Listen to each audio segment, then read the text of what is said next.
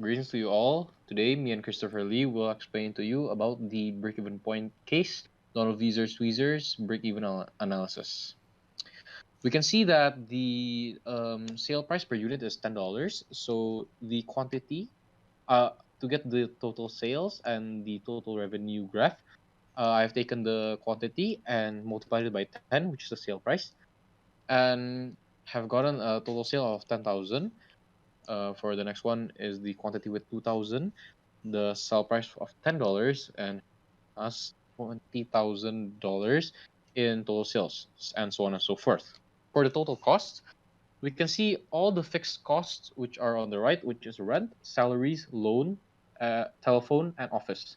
We can see these are fixed costs because these will not be affected by how many quantities of tweezers that are being bought by the market, and the variable costs are things that are affected by the quantity of things that are being bought by the market. For the total cost, we can see that have done I have added up all of these costs, which are rent, packaging, salaries, production, loan, raw materials, telephones, and office supplies.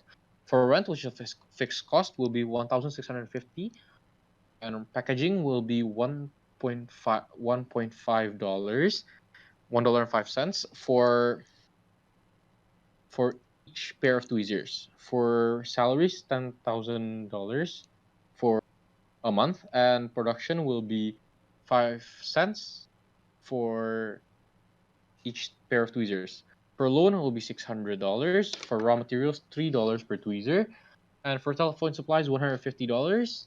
Office supplies will be $200. And because of the variable costs, which are packaging per pair of tweezers, production wages per pair of tweezers, and also raw materials per pair of tweezers, we can see that for the quantity, it varies for the packaging, raw materials, and also production. For the 1,000th quantity, we have come up with a result of 17,600. For the 2,000th quantity, we have found a result of 22,600, and so on and so forth. Now it will be continued by Christopher Lee explaining the graph.